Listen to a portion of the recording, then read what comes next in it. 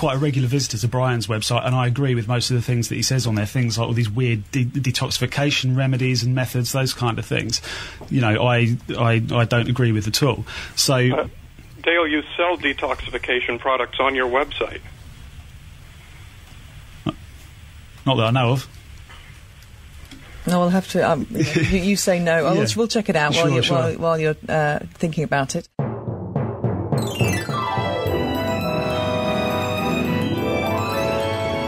Welcome to the Skeptic Zone, the podcast from Australia for science and reason.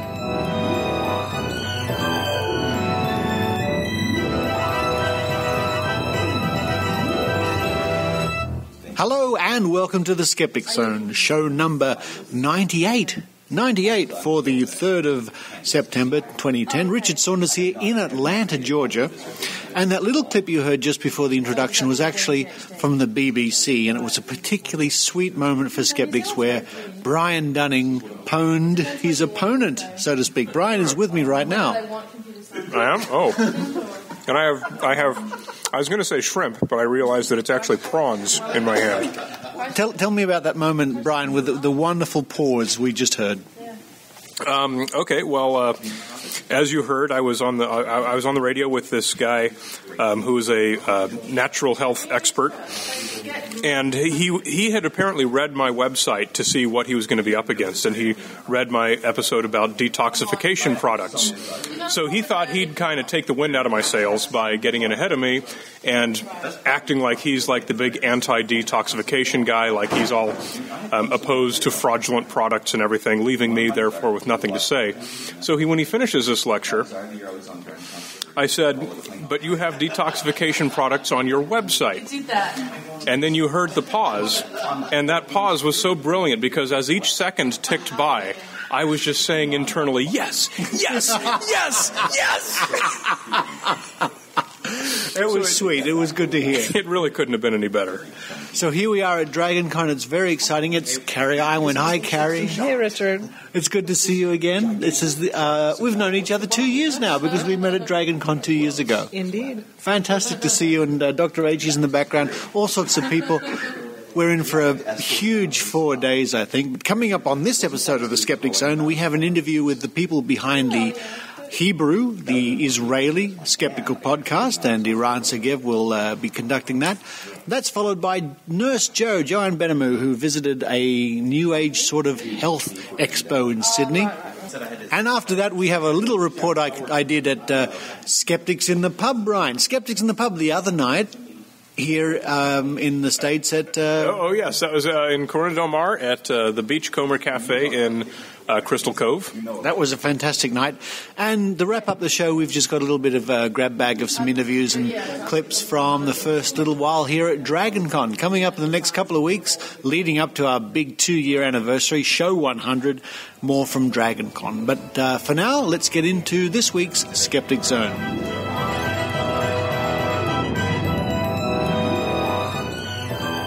I'm here with Yaron and Lior Levy. They're both Israeli skeptics and members of the team of the podcast Safek Savir, which means reasonable doubt, and it's a little bit of a word play in Hebrew, because in Hebrew doubt and skepticism are the same word. Mm-hmm. Welcome to America. How are you enjoying TAM? Excellent. It's quite overwhelming, I must say. Meeting everyone, meeting you, and just enjoying everything, from the lectures up to the skeptics roaming the halls. It's wonderful.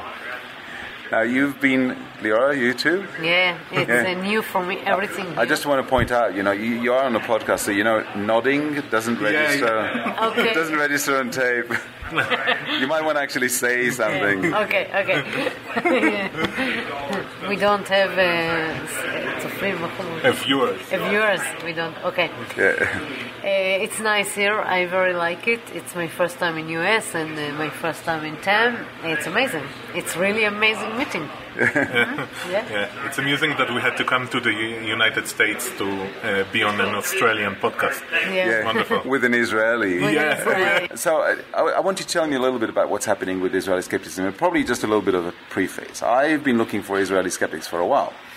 5 years ago, I visited Israel and I was looking for skeptics, and there were none to be around.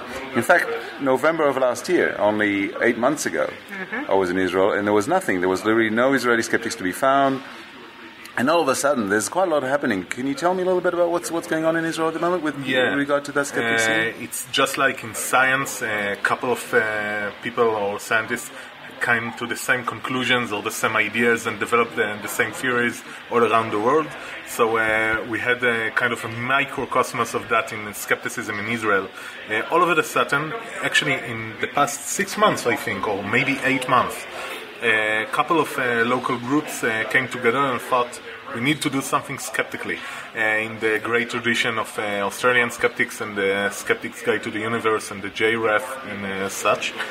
So around the same time, there were our podcast just came into being after a long time of listening to other skeptical podcasts.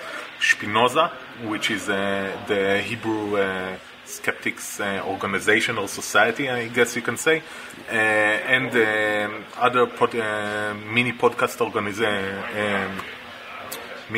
groups that came to be organized, and the entire movement of teaching science in Web 2.0 fashion, either via blogs or podcasts and such, all in the past 8 months, completely unrelated. And that's amazing. Also, we have skeptics in the pub. It started. Explain that, skeptic. Okay, it started at Haifa. Spinoza, Lotem Eliyahu. She's the one that organized it, and she started it in Haifa. And then she heard about us, and she called to us and said, "Maybe you rent some in Tel Aviv," and we done it. And we have only one till now in Tel Aviv. And how many people did you have there? 70 people. 70 people the first time? The first time. No, at Haifa, at the first Skeptics on the pub, there were around 100, I think. Yes. Because of the novelty, novelty of everything and such. And the next meeting had fewer people, something around 50, and then the Tel Aviv had 70.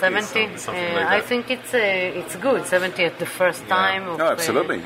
And there's what modes of the communications do you use? I mean, how do you spread the word, for example, about the podcast or about Skeptics in the Pub? That's actually quite a problem. We don't have any of the traditional means or structures to spread our words. So we're the small community and the same people who listen to the same podcasts from overseas and read the same science news. And among ourselves, the same people in Twitter and Facebook, and we have our own site for the podcast, and Spinoza has its own site. But basically, it's the same circle of same, 300 people, maybe 400 people, which listen to themselves speak and talk and discuss among themselves. And we really struggle to spread the word outside of that circle. And with the Skeptics in the Pub in Tel Aviv, we tried to do that. We printed huge posters and posted them in universities, in Bar Ilan University and Tel Aviv University, and we even have a plug-in at a local radio station. But it's hard. We don't have any of the traditional structures to get our word out. Just the Web 2.0 that exploded. I believe that there is a lot of skeptics in Israel, but they don't know that they are skeptics. They don't know how to express themselves. They know that they don't believe in all the Holy Land and everything. Like me, I grew up in a very religion environment, but I don't really believe all the things that someone told me. And I didn't know I'm a skeptic. I just ask questions. I just say, why? I just said, oh no, I'm going to learn. So I go to study biology because it's really interesting me what the answers of some questions. But I didn't label myself as a skeptic. When I met Yaron 1.5 hours ago, so. Okay, years. Yeah. We met in the hallway. Years ago. Just again, when I met Yaron. When I met Yaron 1.5 years ago, So suddenly there is a word for what am I. Okay, I think a lot of people in Israel is like this. We try now with the Skeptic in the Pub and with the podcast and via friends and via some posters we published and other things to get to the people not at the first circle, the second circle and the third circle maybe. And I believe in 1, 2, 3 years the skeptic group will be bigger and bigger. Yeah. Now, one of the things that we use a lot is Twitter. Twitter, Facebook, Meetup are basically the three main modes of communication. How big are those in Israel? Well, that's interesting because what happens with the skeptical group is actually very similar to what happens with the technological groups in Israel. The Twitter feed in Israel is pretty much the same, 2,000 people discussing among themselves and tweeting among themselves, and it's great, and they are great people and I love them, but even that circle is limited. There's sort of a glass ceiling that it doesn't go through. Facebook is different. With Facebook, the word does travel to our friends and our friends and their families and so forth. So even that is limited because it's very young in Israel. Everything about Twitter and Facebook and Web 2.0 and all these tools, it's very young. Is it because of the language? Surely there's no technological barrier. Israel is very advanced technologically, so what is it, because of the language? Because support for Hebrew in these platforms is just not good enough? Actually, I wish it was that simple, but no, I can't explain it. I think it's more the culture. My surroundings, age group. My age group. I will not tell you how old am I. Okay, by my age group, it's not so 18 to 22. Yes. Yeah. I'm 20 and 22 years experience. Okay, so we prefer to go out to drink a beer. When I met Yaron, he all day like this in the computer, all the day in the computer. So when you say like this, Yeah, we have to all the day with my face up in my against the screen. Apps, and his fingers just like they click on typing all the time. Typing all the time, yeah. I think it's the culture more than the language. The language is not the problem because a lot of people in Israel speak English, talking, read English. It's not really a problem. Yeah. We learn English at school. So what are the plans for? So obviously it's all very new and the things take time. And what are your plans for the near future? What would you like to see for skeptics in Israel in the next few months? Well, actually, Liora is more of the person to speak of it because I have a very limited tunnel vision. Me and the podcast came from me and Barak. We went out to eat hummus. And we said, the SGU is so cool, we have to have something like that. And we did. And that's what I focus on, and I can't think of anything else while I do it.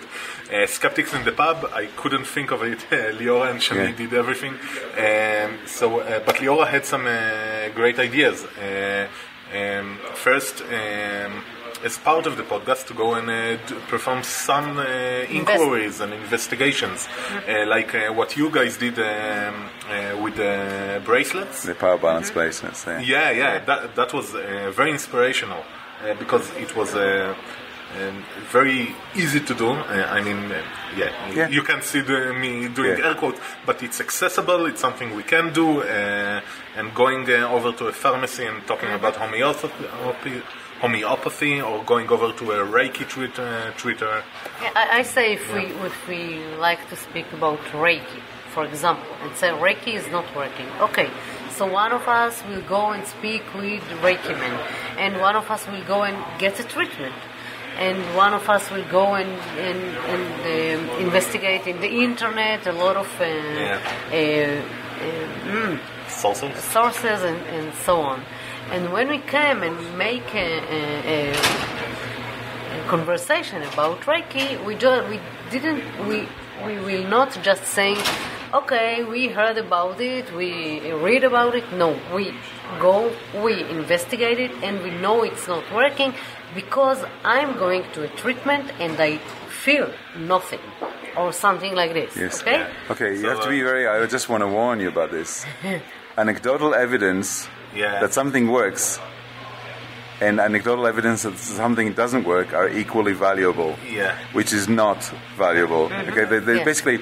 So I think what you might want to do, if you're going to investigate things, is actually investigate them scientifically to a limited extent, in a similar sense perhaps to what the Mythbusters do, where they don't actually go through a whole scientific, investigation. Process, rigorous. But you do want to, for example, you can do quite easily a double-blind test. Exactly. Okay? That's what I meant. That's not difficult at all to do. And even for something like Reiki, there's things where it's difficult. Yeah. For example, with acupuncture, doing a double-blind test requires some special techniques.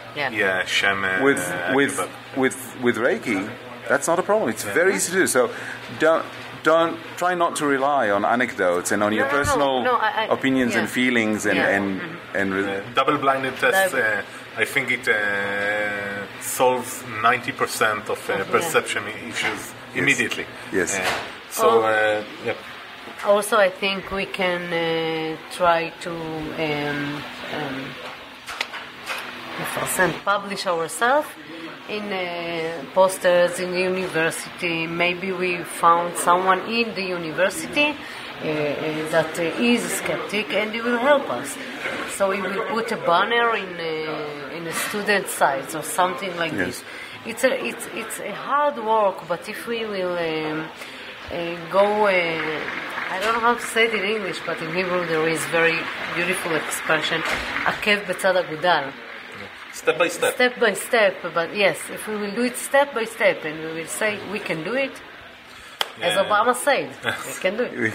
We have to take this explosion that happened in the past few months and translate it into hard work with real people, form small organizations that can do real work, and through it develop a real community, not just skeptics in the pub that come and go, but a real community with real people and real presence. So that's that, and as after that layer will be in place, we're very excited about perhaps bringing TAM to Israel. Did you speak to Randy about it? We spoke with DJ and Randy. And Randy, we also interviewed Randy. And they think it's beautiful. But you obviously have to, you know what the risks are and what the kind of things that, you talked about that already, about the kind of things that you need to make sure that are in place. The building of a community needs to come first. Now, with regards to Skeptics in the Pub, what kind of things do you hope to do in order to grow that kind of activity? Well, get people more involved, like... get them to give perhaps lectures, provide from their experience, see how we can develop a discourse. I mean, it's one thing to say, okay, that's the plan, and you can come to this evening and listen to ABC. And another thing is to start a discussion and say, what would you like to see? And everyone can offer something from themselves, bring new ideas, bring their friends, and maybe go into... we started to talk with the Weizmann Institute in Rehovot. It's kind of a parallel to a university that perhaps get them into a partnership. They have an outreach program for science to the public. So perhaps get them involved, things like that. That's basically. And if people want to find out more about Israeli skeptics in general and about your podcast in particular, can you tell us where they could go? Yeah, of course. We're at www.safeksavir.co.il, but it's best that you just say, just write www.safek, which is SAFEK.co.il, and you'll get to us. But the site is in Hebrew. Perhaps we should start. I think you can assume that the people listening to this and actually going to your site know how to write Safek Savir in English. Yes. So for Israeli skeptics? The site is skeptics.org.il. Okay, fantastic. And that's the Spinoza website. Yeah, the site is Spinoza. But both of the sites are in Hebrew. Yeah. And learn Hebrew. It's beautiful. It's beautiful. Very easily learned. Very easily. Very easy. Challenge. It's a very good challenge, yes. Okay. Yaron and Loria, thank you very much for being on the Skeptic Zone. Thank you very much. It's been a delight to meeting you here, I must say. Thank you very much. Nice meeting you as well. Okay. Thank you. Bye-bye. Bye-bye.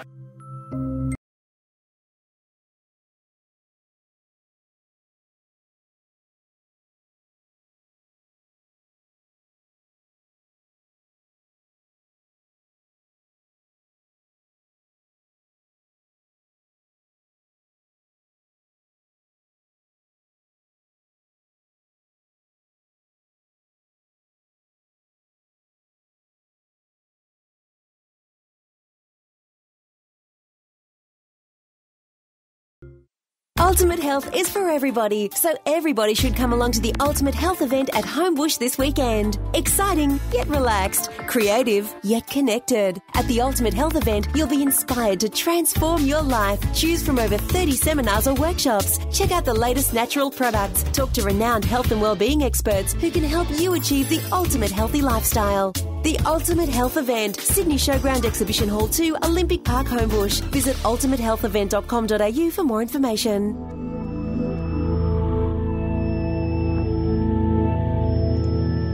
Hi there, Zoners. I've just returned from the inaugural Ultimate Health event, which aimed, and I quote, to bring awareness to complementary therapies as well as ancient wisdom. Grammatical error, not mine. And boasted almost 70 stalls and 2 days of seminars and workshops. The event was held inside a large exhibition hall at Sydney's Olympic Park, and by the slickness of the website promoting the event, it looked to be a major attraction on the calendar of Woo. What met me on entering the exhibition hall can only be described as a sad spectacle. Unlike the biannual Mind, Body, Spirit Festival, which I have previously described as positively abuzz with festivity and punters jostling for lotions and potions, the Ultimate Health event proved to be a ghost town, and with none of the usual psychics holding court, there weren't even any ghosts to fill the empty spaces where the punters should have been. I can't deny that I'm developing a reluctance to attend these festivals, while there is much to be said for weeding out the more dangerous vendors with the potential to report them to the relevant authorities. There is not much satisfaction to be gained from arguing with true believers who will only repeat the same arguments back at you over and over again, with no chance of winning them over with reason, logic, and scientific evidence. But sometimes we must give in to temptation, and so it was that Richard Saunders, think tanker James, and I found ourselves wandering the empty aisles of another spectacle of utter nonsense. The lack of crowds made going incognito somewhat of a challenge. Stall holders, desperate to ply their wares to anyone other than their neighbours, leapt out at us as we walked by, offering free massages, health checks, and tasty treats. Peppered between the array of organic food, organic skincare, organic supplements, and organic pet foods were offers of health promotion, illness prevention, risk reduction, accelerated healing, immune system enhancement, immune system support, natural improvement, improved metabolism, maximum potential, and so on, and so on. I will recount a conversation we had with a gentleman from the Natural Health Society. This organisation claims to promote lifestyle for the prevention of illness and premature ageing, and like so many others of its ilk, adopt an anti-science approach which blames big pharma and big medicine for society's ills.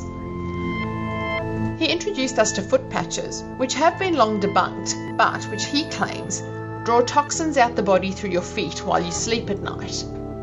Why the feet, you ask? Well, this is where things like heavy metals tend to settle down, of course.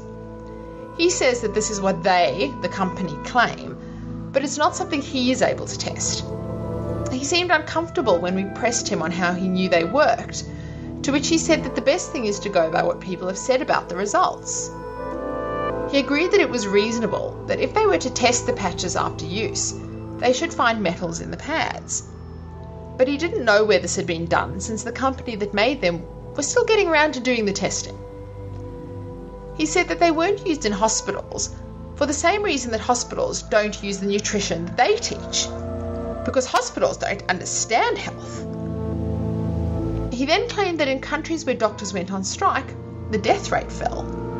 But what would people do when they get sick, we asked, if they closed all the hospitals? Well, the body has a powerful self-healing capacity, which doesn't depend on drugs to get it to work. As if the conversation couldn't degenerate any further, we turned a sharp right down the road of the drug companies are running the health system. They guide the medical degrees. The pharmaceutical companies have enough money through marketing to influence every government in the country.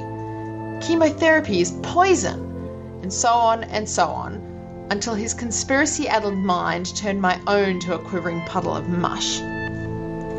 What about the companies that sell vitamins and supplements? I asked. Don't they have a vested interest in making money?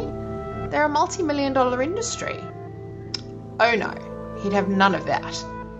They have a vested interest in doing the right thing, he said. I could go on, but this is almost word for word what can be found in any AltMed website, chat room, seminar, festival, or message board any day of the week. The claims are so preposterous, so lacking in anything resembling scientific evidence, and so entirely caught up in a frenzy of hysterical ideological fervour that there is not much left other than to hope that some vulnerable member of the public is not ensnared by the propaganda. I won't deny that the stall describing itself as scientific naturopathy made me want to hurl myself across the room in a violent manner, disturbing chakras and disrupting quantum theta harmonies as I went. Fortunately, if the number of people attending the inaugural Ultimate Health Event 2010 is anything to go by, I won't be losing too much sleep over this one.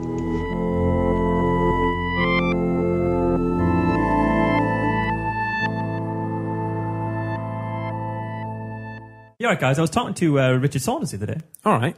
He said if we record a trailer for our podcast, Skeptics with a K, he'd play it on their show. Well, that's nice of him. That's very generous. It's pretty good. I'm not sure what we could do, though. I mean... Well, I suppose you tell people what the show's about. But it's basically just this. Yeah, but... Yeah, we talk about science and skepticism and things. That's true. I suppose you mentioned the website address. What, Merseyside-skeptics.org.uk? Yeah, or just like search us on iTunes. Oh, and then we could end with like a big song like The Skeptics with a K podcast. No. Don't do that.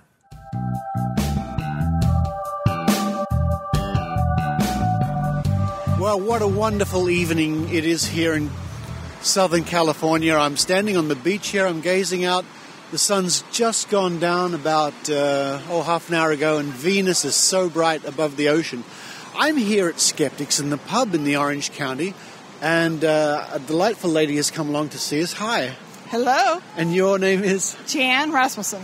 Hi, Jan, and you're a fan of the Skeptic Zone. Sure am. Been listening maybe 2-3 years, something like that. That's ever since we started then. It's about 2 years, so that's right. That's great to know.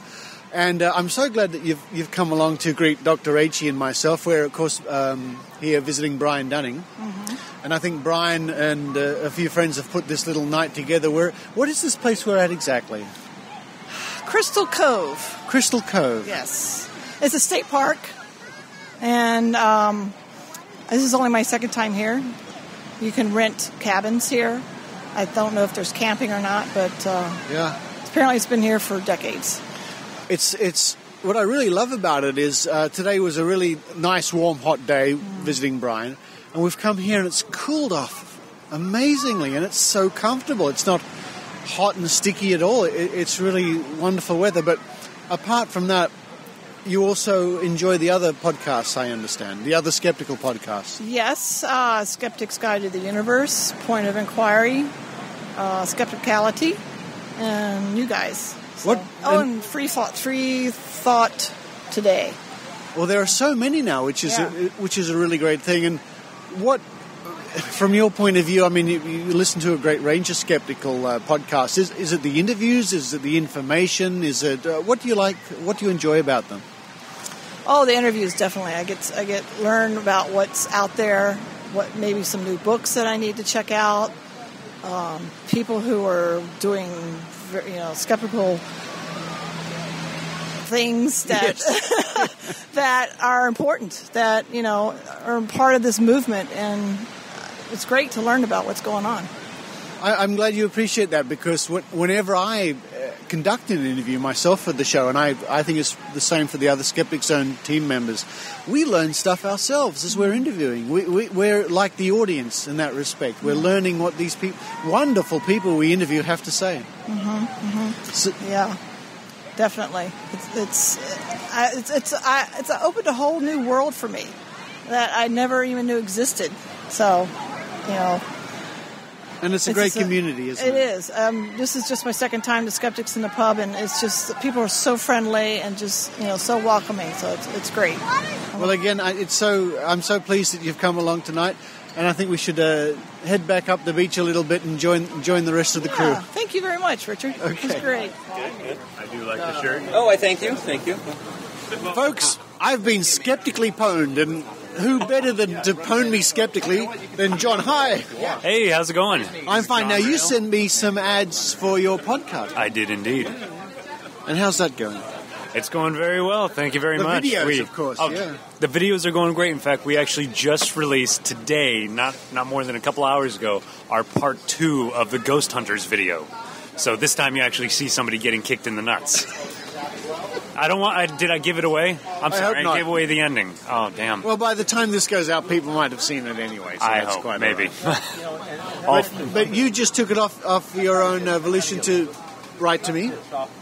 Yeah. And say, would you mind playing my ad on your show? Yeah, I figured, you guys have a pretty cool podcast. Like, let's get an audio spot on there. Get the Australians to watch our videos. Yeah. The Australians appreciate nutshots, too, I'm assuming, right? Oh, yeah. Oh, sure. Why not? It's universal. It's universal. Works on so many levels. Why did you come up with the name? Because it's self-explanatory, I guess. Well, it's funny. I learned what the word meant. Oh, thank you very much. I learned what the word meant by some video gamers, and I'm like, that sounds cool and nerdy, just like the Skeptics. Let's use that. Skeptically pwn somebody. Yeah. It's funny, even now I have to explain the expression to people. Oh, yeah. Own, because O is next to the P. It's a purposeful misspell. But it must be a word that'll enter the language, pwned. Yeah. Sure, if it hasn't already. No, it is. It's here to stay. Oh, yeah. So, skeptically pwned. Yeah, skeptically pwned. And the website is? skepticallypwned.com. And there's no E, because we don't believe in silent letters. Well, we're in the thick of it now. Brian, I must thank you very much for putting this together tonight. Yeah, I actually didn't put it together. I just show up and drank. Well, thank you for advertising it, at least. Always a good time. This is a fabulous place. I guess this is about the third time we've been here. It's right on the sand in Newport Beach. It's in fact, nobody's done it yet, but generally people are taking their drinks and walking around out on the beach. Yeah, so you think you're going to make this a regular event? It is a regular event. We just don't come here every time. We usually go to just a regular little Irish pub in Newport. That's a great place to meet because it's quiet. For some reason, it's always deserted, even though it's a great little place. But we come here when it's warm because it can get quite chilly here at night during the winter and so forth. But we have a really good turnout every time we come here. So. Well, it's a great turnout tonight. I'm flattered, and so is Dr. Aichi, that so many people have come along to say hello to us. It makes us feel very welcome. Well, it should. Notice how many more people are here tonight than are when it's just me who's hosting. So it must get very lonely being by yourself. Always. I'm very accustomed to that, so I'm used to it.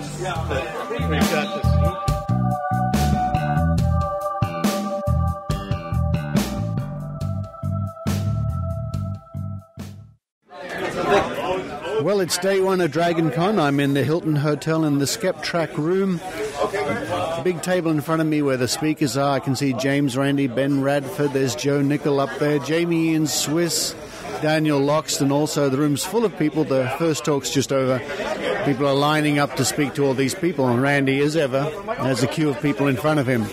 I think SkepTrack this year should be a great success. The first session was a full house, which is a good sign. I'm really pleased to be here with Kylie Sturgis and Dr. Reiki, of course.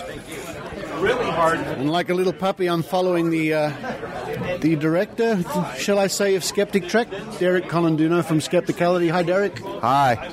Another one, another big Skeptic Trek. This is the third one, I think. Third year. Third year. And it's bigger than ever. Well, and actually we started, 3 hours earlier. And going about an hour or two later every day. Yeah, and a full house to begin with. First panel of the day, before the con actually technically starts, the room was completely full. It's fantastic. Hey, I can't complain. Thanks, Derek. No problem. I'm going to catch Kylie. Now, listeners, you think I might have come a long way from Sydney, but Kylie, all the way from Perth.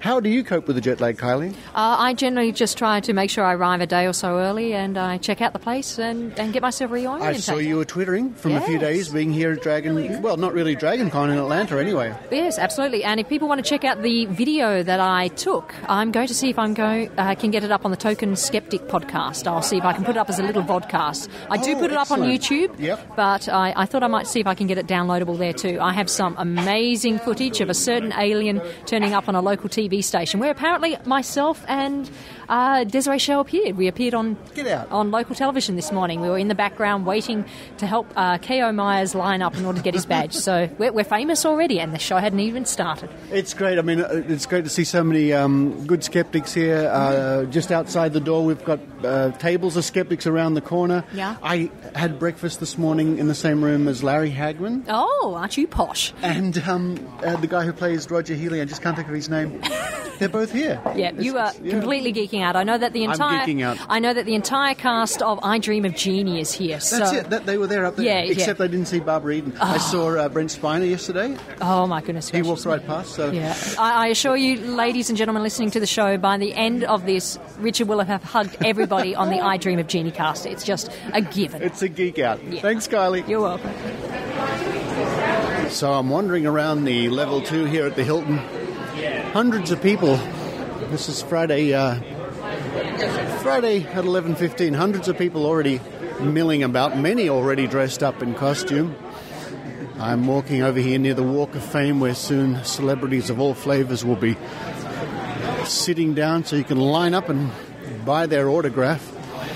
But just outside the Walk of Fame, we have the table here of astronomy cast.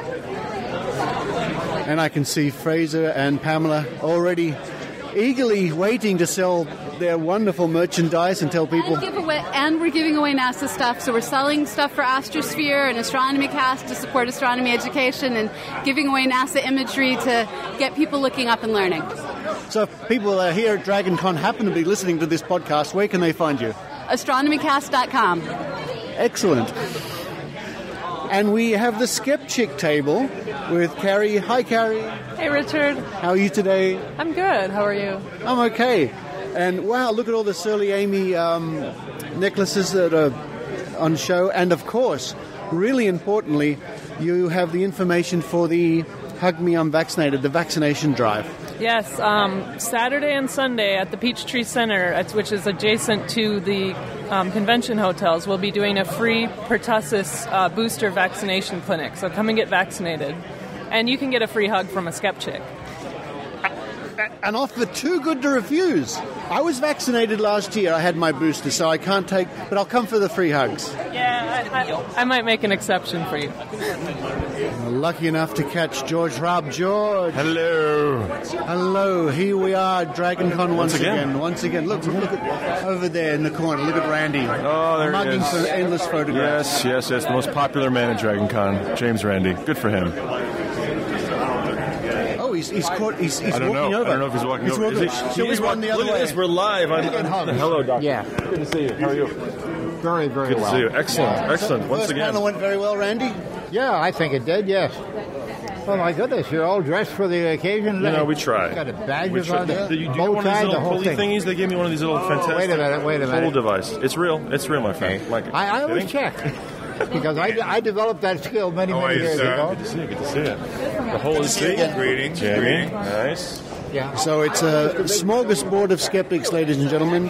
With my mother's sewing machine. But so saying, I guess it's time I went and produced this show so you could all listen to it.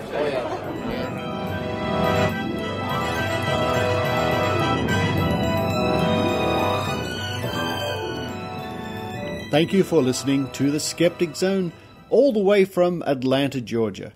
Well, we're in for a fun 3 or 4 days, action-packed as they say, and I'll be racing around with my microphone, my wonderful new Canon camera, to catch as much of the excitement as I possibly can.